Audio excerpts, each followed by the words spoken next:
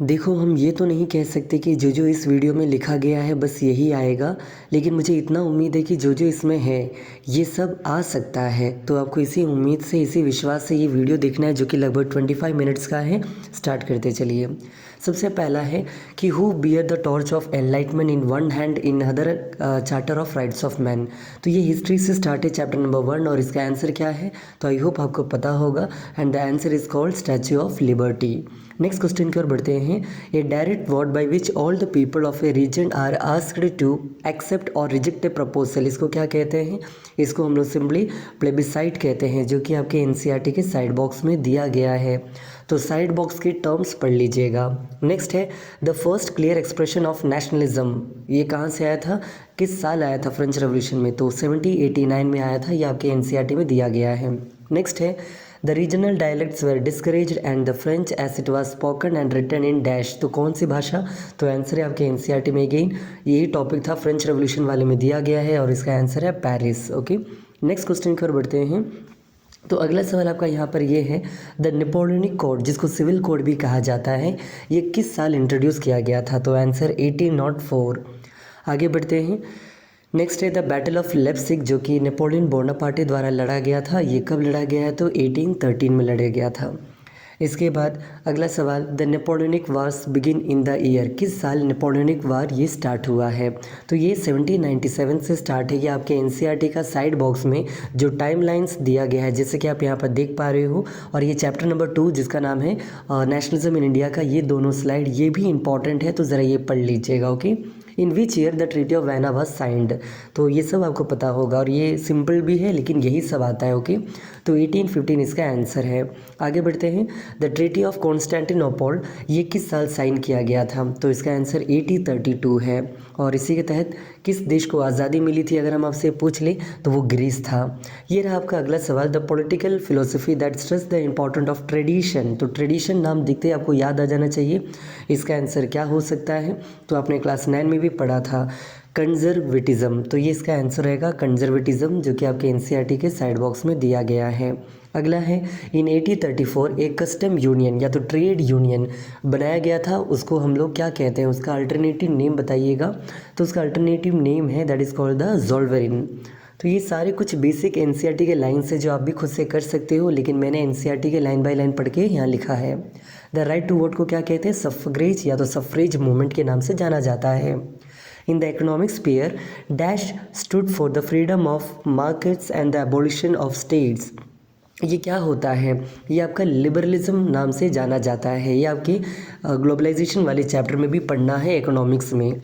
अगला है the term liberalism derives from which language. तो ये कौन से भाषा से लिया गया है? तो ये भाषा है लैटिन भाषा, जिसमें हम लोग इसको लाइबर के नाम से जानते हैं, मतलब फ्रीडम।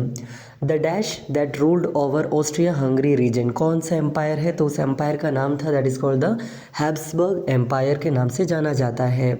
अगला सवाल कि in Hungary half of the population spoke while the other half spoke a variety of dialects. कौन सी भाषा बोलते हैं हंगरी के हाफ ऑफ द पॉपुलेशन? तो उस भाषा का नाम है मग्यार। मग्यार नाम की भाषा बोलते हैं हंगरी के ज़्यादातर लोग। इन गैलिशिया द एरिस्टोक्रेसीज स्पोक, कौन सी भाषा बोलते थे गैलिशिया के लोग? तो पोलिश लैंग्वेज इस्तेमाल करते थे। अगला है who hosted the meeting of Treaty of Vienna. तो कौन इसको बुलाया था? तो उसका नाम था ड्यूक मैटरनिक, जो कि कौन है? ड्यूक मैटरनिक जो है यहाँ के चांसलर है, ऑस्ट्रिया के चांसलर। अगला सवाल a vision of society that is so ideal that it is unlikely to actually exist, इसको क्या कहते हैं? तो इसको उटोपियन विजन कहते हैं। और ये उटोपियन विजन किसका है? तो फ्रेडरिक सोराइक्यू, जो कि एक फ्रेंच आर्टिस्ट हैं। अगला है यूनिफिकेशन ऑफ जर्मनी कब पूरा हुआ? तो आंसर है 1871।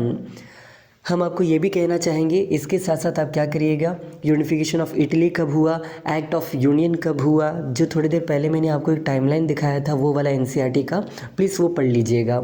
अगला है the German confederation consist of how many state, कितने स्टेट्स होते थे जर्मन कॉन्फेडरेशन में? तो आंसर है 29। नेक्स्ट क्वेश्चन की ओर बढ़ते हैं। Name the Italian revolutionary who was born in Genoa, कौन था जो जिनाओ में पैदा हुआ था एक रेवोल्यूशनरी का नाम? तो उनका नाम है ग्यूसेप मेज़नी। अगला सवाल इन्हीं से जुड़ा हुआ है। Mazzini was the member of which secret society, यहाँ पर मेंबर पूछा जा रहा है, तो मेंबर किस सोसाइटी के हैं? तो कार्बोनारी सोसाइटी के मेंबर हैं। लेकिन फाउंडर पूछ दे कि सोसाइटी के फाउंडर है सीक्रेट सोसाइटी, तो यंग इटली याद रखिएगा। Who describe Mazzini as the most dangerous enemy of the social order, तो ये मैटरनिक अगला इंपॉर्टेंट पर्सनैलिटी का नाम है ये। अगला सवाल, when France sneezes the rest of Europe catches cold, ये किसने कहा था, तो अगेन इसी आदमी ने कहा था जिसका नाम है ड्यूक मैटरनिक, तो ये नाम याद रखिएगा।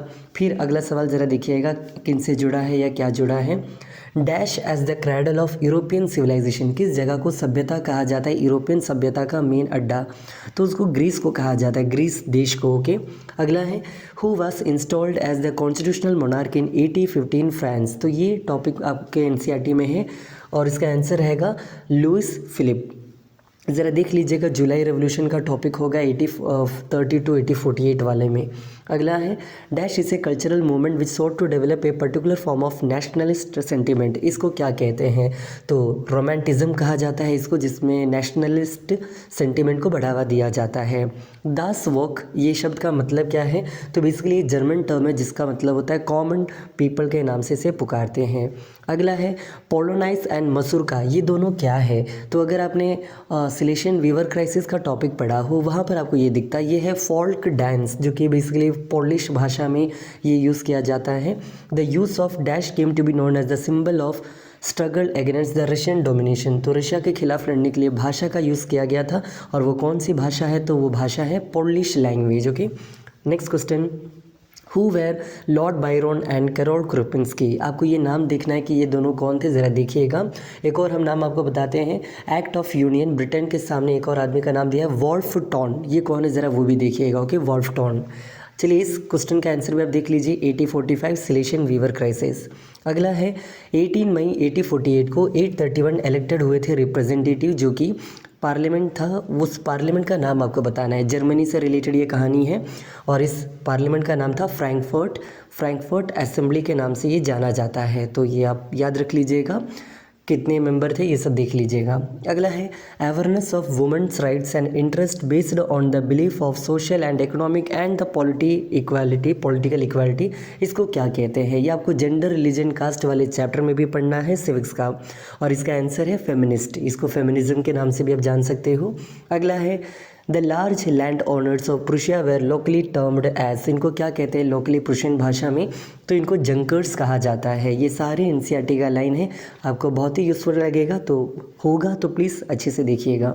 अगला है who gathered in the unheated Hall of Mirrors in the palace of Versailles, जहाँ पर ये कैज़र विलियम को राजा बनाया गया था, ये मीटिंग को किसने गैदर किया था, तो वहाँ के चांसलर जिसका नाम है ओटो वॉन बिस्मार्क, इन्होंने इस मीटिंग को बुलाया था।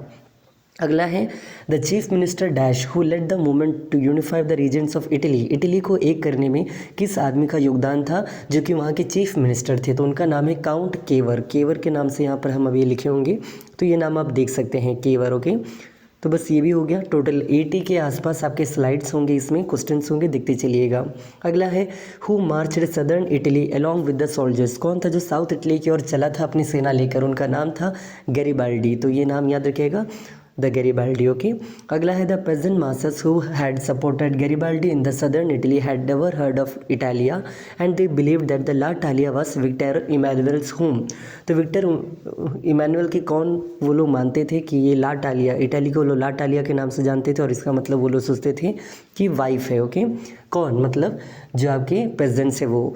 नेशनल फ्लैग ऑफ ब्रिटेन क्या है, तो यूनियन जैक। नेशनल एंथम क्या है, तो वो आप बताइएगा, आपके एनसीईआरटी में दिया गया है। Okay, female allegory of France was called dash, तो इसका भी आंसर होगा मरियाना, और ये क्या है, ये एक क्रिश्चियन टर्म है, इसका मीनिंग ज़रा आप देखिएगा क्योंकि ये पूछा जा सकता है।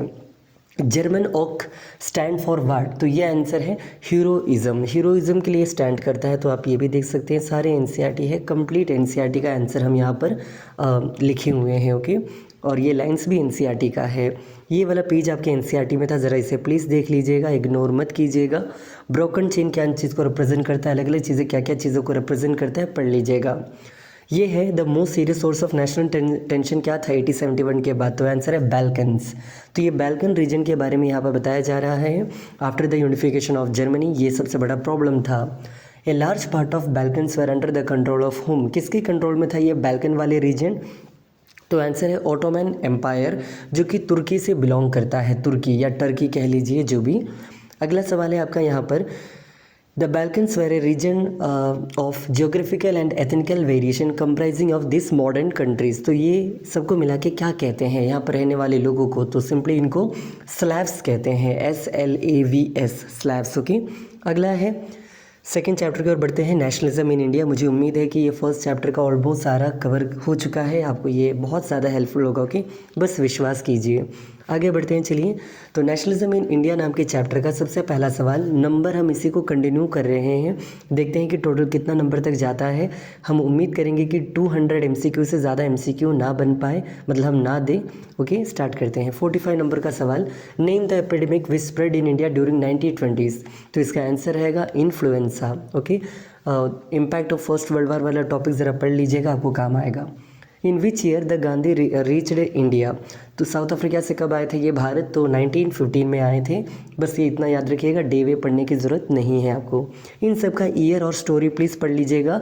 Like Champaran 1917, Kheda 1917, Ahmedabad 1918, Rowlatt act 1919, Khilafat 1919, जालिन 1919, non cooperation movement 1920, Chauri Chaura 1922, Simon commission 1928, CDM 1930, Gandhi Irwin pact 1931, Poona pact 1932, Bardoli Satyagraha 1928। यहाँ पर पूजा लिखा गया है, पूजा नहीं है, पूना पैक्ट है। ओके, जा को ना कर दीजिएगा।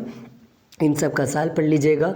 इसमें से गांधी जी के मेन इवेंट्स कौन कौन से पढ़ लीजिएगा, जैसे कि, और सारे इवेंट में से जो मेन पॉइंट्स होगा, जैसे कि for example Gandhi Irwin pact कब हुआ, उसमें क्या क्या बातें बोला गया, साइमन कमीशन को क्यों बाइकआउट किया गया, ये सब रीज़न पढ़ लीजिएगा। ओके, ये कुछ इंपॉर्टेंट कांग्रेस सेक्शन है जो आपको पढ़ना है, तो देख लीजिए। Nagpur Congress section, Calcutta Congress section, Madras Congress section, Lahore Congress section. जैसे कि आपको लाहौर कांग्रेस सेक्शन सबसे ज़्यादा इंपॉर्टेंट है। इसी में पूर्ण स्वराज का डिमांड उठाया गया था, जहां पर जवाहरलाल नेहरू उसके प्रेसिडेंट थे। लाहौर कांग्रेस सेक्शन। ओके, गांधी जी का फेमस बुक कौन सा है, तो उस बुक का नाम है आपका हिंद स्वराज, जो कि 1909 में लिखा गया है, हिंद स्वराज। ओके, और इससे पहले वाली स्लाइड में ज़रा हम आ रहे हैं, उसमें एक नाम लिखा था मद्रास कांग्रेस सेक्शन, जो कि 1927 में हुआ था, और उसी में पहली बार बात किया गया था बाइकआउट साइमन कमीशन। तो ये कुछ टर्म्स आप याद रखिएगा। अवध में प्रेजेंट लीडर कौन थे, एक सन्यासी थे जो कि फिजी आइलैंड में वो लेबर भी रह चुके हैं, तो उनका नाम है बाबा रामचंद्र। अगर आपको ये वीडियो स्पीड लग रहा हो तो आप इसका जो स्पीड है वो कम कर दीजिएगा, लाइक 0.75 पर देख लीजिए। हम वीडियो ज़्यादा लेंथी बनाना नहीं चाहते थे, इसलिए इस तरह बोल रहे हैं और स्लाइड के साथ कवर कर रहे हैं। ओके, आगे बढ़ रहे हैं। इनलैंड इमिग्रेशन एक्ट कब लाया गया था, तो 1859 में लाया गया था। कहाँ लाया गया, तो आसाम के टी प्लांटेशन वर्कर्स पर रोक लगाने के लिए लाया गया था, जिससे वो बाहर ना जा सके। Name the following hero of Gundam hill who practised guerrilla warfare. तो उनका नाम क्या था, अगेन यहाँ एग्नेंस का, ब्रिटिश का एग्नेंस का स्पेलिंग गलत है, and the answer is called Alluri Sitarama Raju. तो ये है फोक हीरो जिनके पास री इनकारनेशन का पावर है, जिनके पास बहुत सारे सुपर पावर है, ऐसा माना जाता था। स्वराज पार्टी कौन बनाया, तो 1923 में CR दास एंड मोतीलाल नेहरू द्वारा बनाया गया था। ये आपको याद रखना है। Okay, 1923 CR Das and Motilal Nehru. Dandi march के बारे में प्लीज़ अच्छे से पढ़ के जाइएगा कि कितने मेंबर थे, कहाँ से कहाँ तक चले, कब से चलना स्टार्ट किए, गांधी जी का 11 डिमांड्स क्या था और वो पूरा नहीं होने पर क्या हुआ था, तो ये सब बस देख लीजिएगा। ओके, 51 क्वेश्चन पर आ चुके हैं अपना। Name the devout disciple of Gandhi ji in Peshawar. तो पेशावर में कौन थे, फ्रंटियर गांधी, जिसको अब्दुल गफ्फर खान के नाम से भी जाना जाता है। राउंड टेबल कॉन्फ्रेंस जो होता है ये कहाँ हुआ था, 3 हुआ था, 3 बार, और ये लंदन में होता है हर साल। और गांधी जी किस में भाग लिए थे, तो सेकेंड राउंड टेबल कॉन्फ्रेंस में भाग लिए थे इन लंदन। तो ये याद रखिएगा बस, लंदन। ओके, सेकेंड थर्ड मत पढ़िएगा, पूछा नहीं जाता। FICCI क्या है, ये कब बना, 1927 में। इसमें कौन कौन से इंडस्ट्रियलिस्ट है, जैसे कि पुरुषोत्तम दास ठाकुर और भी थे बिरला, तो ये सब ज़रा देख लीजिएगा। ओके, चिल्ड्रंस ऑफ गॉड किसे कहा जाता है, तो ये हरिजन्स को कहा जाता है, और ये गांधी जी ने कहा था, ये बस याद रख लीजिएगा। हु फाउंडेड द डिप्रेस्ड, यहाँ पर डिप्रेसेस नहीं है, डिप्रेस्ड होगा, डी लगा दीजिएगा, क्लास एसोसिएशन। तो आंसर है डॉक्टर BR अम्बेडकर द्वारा बनाया गया था। अगेन ये वीडियो एक सिंगल शॉट वीडियो है, इसमें हम कोई कट नहीं लगा रहे, सीधा बोलते जा रहे हैं, और इसलिए थोड़ा स्पीड मेंटेन कर लीजिएगा, सॉरी। ड्यूरिंग 1930 कौन थे प्रेसिडेंट ऑफ मुस्लिम लीग, तो आपके NCERT में एक बॉक्स में दिया गया और इसका आंसर है मोहम्मद इकबाल। तो मोहम्मद इकबाल इनके आंसर है। बहुत बच्चे यहाँ पर अली जिन्हा लिखे आ जाएंगे, तो ये कंफ्यूज करने के लिए हम दिए थे। द इमेज ऑफ भारत माता किसने पहली बार बनाया था, पहली बार? तो इसका आंसर क्या होगा? बंकिम चंद्र चट्टोपाध्याय कहिए या बंकिम चंद्र चैटर्जी कहिए। आपके एनसीईआरटी में बंकिम चंद्र चट्टोपाध्याय लिखा हुआ है, तो मैंने भी वही लिखा जिसमें बंकिम चंद्र थोड़ा बड़ा हो गया है। आगे देखते हैं, वंदे मातरम से रिलेटेड आप प्लीज़ पढ़ लीजिएगा, आनंद मठ से जुड़ा हुआ पढ़ लीजिएगा। जैसे कि वंदे मातरम कहाँ लिखा गया था, तो ये पहली बार आनंद मठ नाम के नोवेल में लिखा गया था। किसके द्वारा? बंकिम चंद्र चैटर्जी द्वारा। और भारत माता का तस्वीर किसने बनाया था, जिसमें उनको एक डिवाइन एस्थेटिक काम रूप में दिखाया गया? तो उसका आंसर है अवनींद्रनाथ टैगोर द्वारा जो बनाया गया था, इस तस्वीर में दिखाया गया है। मद्रास में एक मासिक 4 वॉल्यूम बुक निकला था जिसका नाम है फोल्कलोर ऑफ साउथ इंडिया। ये किसने लिखा था? तो इनका नाम है नतेशा शास्त्री। तो ये नाम याद रखिएगा बस, नतेशा शास्त्री। अगला है स्वदेशी मूवमेंट के दौरान स्वदेशी मूवमेंट क्या है और एवोल्यूशन ऑफ इंडियन फ्लैग क्या है? इसका पॉइंट ज़रा देख लीजिएगा। एनसीईआरटी में जो सेंस ऑफ कलेक्टिव बिलोंगिंग नाम का टॉपिक है उसमें ये सब आता है। डू और डाई नारा किसने दिया था? गांधी जी ने दिया था। और किस आंदोलन के दौरान दिया था? तो क्विट इंडिया मूवमेंट के दौरान दिया गया था। अब चलिए चलते हैं चैप्टर नंबर 3 की ओर, जिसका नाम है मेकिंग ऑफ ग्लोबल वर्ल्ड। देखिए आप एक चीज़ नोटिस कीजिएगा, केवल जो हम क्वेश्चन दे रहे हैं वो मत पढ़िएगा, उसके आसपास रिलेटेड टॉपिक भी बना लीजिएगा कि हाँ इसमें से ये भी आ सकता है, इसमें से ऐसे भी आ सकता है। ओके, चलिए क्वेश्चन नंबर 60 की ओर बढ़ते हैं। नेम द फेमस रूट जहाँ से ट्रेडिंग होता था पुराने ज़मानों में, तो इसको क्या कहते हैं? सिल्क रूट के हम लोग नाम से जानते हैं। अगला सवाल, इंडस वैली सिविलाइजेशन से क्या पता है? एक सवाल बन सकता है जैसे कि the oldest civilisation of India, या 3000 साल पहले जहाँ पर कोस्टल ट्रेडिंग का सबूत मिलता है उस सिविलाइजेशन का नाम बताइए। तो यहाँ पर इंडस वैली होगा, बस याद रखिएगा। ओके, नूडल्स जो है वेस्ट से ट्रैवल करके चाइना पहुँचा, वेस्ट फ्रॉम चाइना से ये ईस्ट पहुँचा, तो ये इसका नाम क्या बन गया? तो इसका नाम बन गया था स्पैगेटी। ओके, हम उल्टा बोल दिए, जो भी है स्पैगेटी कहलाता है, बस याद रखिएगा। नेक्स्ट है अमेरिका का एक्सीडेंटली किसने डिस्कवरी किया था? तो उनका नाम था Christopher Columbus. Okay, Christopher Columbus है इनका नाम, याद रखिएगा। अगले सवाल की ओर बढ़ते हैं, द क्वेश्चन नंबर 63। तो आपका सवाल यहाँ पर यह है कि the fabled city of gold in South America को क्या नाम से जाना जाता है? तो इसको कहते हैं L Dorado.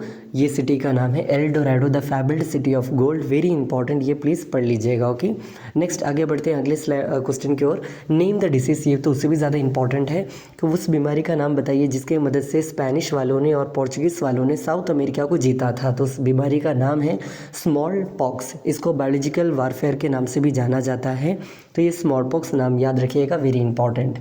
One who refuses to accept established believes and practices, इसको क्या कहते हैं? इसको डिसेंटर्स कहते हैं। जबकि इससे पहले वाले चैप्टर में भी एक सवाल था, अगर आपसे कोई काम करवाता है बदले में अगर आपको पैसा ना दे उसको क्या कहते हैं? उस तरह के वर्किंग को बेगार कहा जाता है।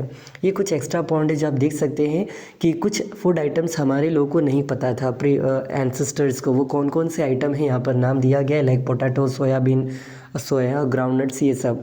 मार्को पोलो कौन है? ये ज़रा याद रख लीजिएगा। मार्को पोलो वही इंसान है जिन्होंने नूडल्स को स्पैगेटी बना दिया, तो ये याद रखिएगा। अरब्स वालों ने इसको पास्ता में कन्वर्ट कर दिया, अरब्स पास्ता। ये टॉपिक ज़रा देख लीजिएगा, अलग से मैंने मेकिंग ऑफ ग्लोबल वर्ल्ड बनाया था। अगर आप देखिए तो अच्छी बात है, नहीं देखिए तो ज़रा देख लीजिएगा। जो चैप्टर नहीं आता वो सारा मैंने फाइनल रे सीरीज़ वाले वो प्लेलिस्ट में डाला हुआ है, अब वहाँ से भी जाके एक बार सारा चैप्टर वाइज एक बार देख सकते हो। कि चलिए ये नए चैप्टर की ओर आते हैं, सबसे आखिरी चैप्टर की ओर, जिसका नाम है print culture and modern world. और देखते हैं इसमें कौन कौन सा सवाल है। सबसे पहला सवाल, द ट्रेडिशनल चाइनीज़ बुक जो कि फोल्डेड एंड स्टिच्ड होता था, इसको हम लोग क्या कहते हैं? तो इसको हम लोग कहते हैं एक्कॉर्डियन बुक कहा जाता है, एक्कॉर्डियन बुक। और एक और बात, जितने भी यहाँ पर क्वेश्चन है ये सब NCERT plus previous year question वाले हैं, तो आपको ये बहुत ही काम आएगा। अगेन देख के ज़रूर जाइएगा, बोर मत होइए, हम भी बोल रहे हैं, आप भी सुनते चलिए बस। ओल्डेस्ट जापानीज बुद्धिस्ट बुक जो कि मॉन्क्स द्वारा लिखा गया था, चाइनीज़ मॉन्क, उस बुक का नाम है डायमंड सूत्रा। ओके, बस 5 मिनट और ये वीडियो ख़त्म हो जाएगा। In which city Johann Gutenberg developed the first printing press? तो ये सारा एनसीईआरटी का लाइन, और इसका आंसर है स्ट्रैप्सबर्ग। स्ट्रैप्सबर्ग सिटी नाम का सिटी है, वहीं पर उन्होंने सबसे पहला क्या डेवलप किया? तो प्रिंटिंग प्रेस डेवलप किया। और इस प्रिंटिंग प्रेस से कौन सा बुक उन्होंने प्रिंट किया? तो आंसर है बाइबल। ओके, मनुस्क्रिप्ट के बारे में कंफर्म आएगा, क्या आएगा? अब जाके ज़रा प्रीवियस ईयर क्वेश्चंस देखो, या तो मेरा वो इस चैप्टर का मैंने एक वीडियो डाला है प्रिंट कल्चर वाला, वो भी आप देखोगे तो समझ जाओगे। ओके, तो कंफर्म आएगा, क्या आएगा? अगर नहीं समझ आए तो पूछिएगा, हम दोबारा फिर से बता देंगे। आगे बढ़ते हैं अगले टॉपिक या अगले क्वेश्चन जो भी कह लीजिए उसकी ओर। देखते हैं अगला क्या है। तो ये जो लाइन मैंने कहा था वही आपको यहाँ लिखा हुआ है, जुनैन गुटनबर्ग जिसने सबसे पहला बुक पब्लिश किया था।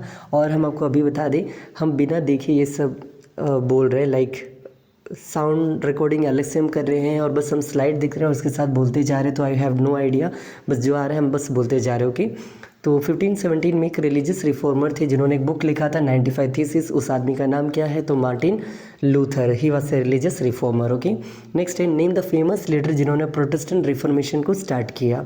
तो इस आदमी का भी नाम सेम है, मतलब वही है, that is called the Martin Luther. तो दो बार आपको दिख रहा है कि ये आदमी का नाम आ गया, सिर्फ 2 बार नहीं, अभी देखिएगा अभी और क्या क्या होने वाला है। अगला है chances of asking his name is so high, जैसे कि लिखा है कि ये आदमी का नाम पूछा जा सकता है। आगे देखते हैं, who said printing is the ultimate gift of God and the greatest one, किसने कहा? तो अगेन मार्टिन लूथर। तो यही हम कहना चाहते हैं, प्लीज़ इनके बारे में देख लीजिएगा। प्रोटेस्टेंट रिफॉर्मेशन क्या है ये पढ़ लीजिएगा, ये आ सकता है। Okay, printing press first came to Goa with Portuguese missionaries in the mid 16th century. तो इसमें आपको इतना ही पढ़ना है, भारत में कहाँ पर आया था सबसे पहला प्रिंटिंग प्रेस और किसने लाया, बस ये पढ़ लीजिएगा। तो गोवा में आया और पोर्चुगीज़ वालों ने लाया। The first newspaper in India कौन है? तो ये एक वीकली मैगजीन है और ये लाने वाले आदमी का नाम था जेम्स अगस्टस हिकी, जो कि इसके एडिटोरियल है, सॉरी एडिटर है, एडिटोरियल नहीं एडिटर है। और इस न्यूज़पेपर का नाम है बंगाल गज़ाटे। और पहला भारतीय न्यूज़पेपर अगर आपसे कोई पूछ दे, जो कि एक भारतीय द्वारा लाया गया है एक लोकल लैंग्वेज में। ओके, इन वर्नाकुलर लैंग्वेज जाना जाता है, वर्नाकुलर मतलब लोकल लैंग्वेज। तो उस न्यूज़पेपर का नाम अगेन वही है, बंगाल गज़ाटे, अलग है लेकिन। और ये किसने लाया था? तो गंगाधर भट्टाचार्य ने लाया था। अगले सवाल की ओर बढ़ते हैं, 74 नंबर। उससे पहले ये समय देख लीजिए, सब इंपॉर्टेंट न्यूज़पेपर्स के नाम और उनसे रिलेटेड आसपास के कुछ ऑब्जेक्टिव्स, एक्स्ट्रा ऑब्जेक्टिव्स। ओके, तो ये रहा पहला आपका संवाद कॉमेडी, ये राजा राम मोहन रॉय द्वारा लिखा गया है। जहाँ माई जहाँनामा और शमशुल अखबार, ये 2 पर्शियन न्यूज़पेपर है जो कि इंडिया में थे। बम्बई समाचार, ये गुजराती न्यूज़पेपर है, याद रख लीजिएगा। नेक्स्ट है उल्ला एंड फतमा, ये दोनों क्या है आपके एनसीईआरटी के साइड बॉक्स पेज नंबर 121 में दिया गया है, ज़रा पढ़िएगा। ओके, ये कुछ बुक्स हैं, उनके राइटर है, लाइक रामचरितमानस किसने लिखा? तुलसीदास। अमर जीवन किसने लिखा? रासुंदरी देवी। स्त्री धर्म विचार किसने लिखा? तो रामचड्ढा। गुलामगिरी किसने लिखा? तो ज्योतिबा फुले। छोटे और बड़े का सवाल किसने लिखा? तो काशी बाबा। तो ये सब राइटर्स पढ़ लीजिएगा, कंफर्म एक आएगा। मुझे ज़्यादा उम्मीद है गुलामगिरी या तो रामचरितमानस, सॉरी गुलामगिरी या तो अमर जीवन, ये दोनों ज़्यादा इंपॉर्टेंट है, तो इन पर ज़्यादा फोकस कीजिएगा अगर आप वीक हो। बट आई बिलीव कि आप तो बहुत स्ट्रांग हो, आप कर लोगे। तो ये सब पढ़ लीजिए। ओके, मतलब इतना ही राइटर है आपके एनसीईआरटी में जो एक साथ दिया गया है, तो इसको एक साथ पढ़िएगा, क्या पता इसमें से एक ज़रूर आ जाए, बस एक आ जाए। ओके, अगला वर्नाकुलर प्रेस एक्ट 1878 में लाया गया था। और इसी एक्ट के तहत क्या किया गया था? जो लोकल लैंग्वेजेस से निकलने वाले जो न्यूज़ होते हैं, लोकल का मतलब ही वर्नाकुलर होता है, इन पर रिस्ट्रिक्शन लगाना या तो सेंसरशिप लगाने के लिए कानून लाया गया था। तो ये पॉइंट भी आप जान सकते हो। और ये आपके एनसीईआरटी का सबसे लास्ट लाइन है। और इसके बाद भी एक जीके है जो मैंने यहाँ पर छोड़ दिया, और वो था कि केसरी नाम का एक न्यूज़पेपर है और वो किसने लाया था? तो बाल गंगाधर तिलक ने लाया था। बस ये देखिएगा। मुझे उम्मीद है कि आपको ये पार्ट 1 अच्छा लगा होगा। अगर आप चाहते हो कि इसका पार्ट 2 लाएं, मतलब हम तो ज़रूर लाएंगे, बट आप कह दोगे तो हम और अच्छे से कर पाएंगे, क्योंकि कॉन्फिडेंस डाउन हो जाता है कि व्यूज़ जाता नहीं है, आप दिखते हो नहीं पता, इसलिए नहीं करने का मन करता। अगर आप देख रहोगे तो हम ज़रूर करेंगे दोबारा तिबारा, जितना बार मिले उतने बार। ओके, ये भी बता दीजिएगा पार्ट 2 में आप सिविक्स या इकोनॉमिक्स देखना चाहते हो, या पार्ट 2 में हम लोग केवल ज्योग्राफी बताएं, जैसा बोलो वैसा। ओके, और इसके बाद साइंस भी हम लोग अपलोड करेंगे। और साइंस के बाद अगर आप देखा जाए, अगर टाइम तो है, हम भी टाइम निकालेंगे, जो आप कहो जैसा कहो वैसा किया जाएगा। तो इस वीडियो को यहाँ पर एंड अप करते हैं। मुझे उम्मीद है कि ये वीडियो को हेल्पफुल लगा होगा, लगेगा। ओके, बस पढ़िए, हम भी आपके साथ हैं। ओके, बस इतना ही।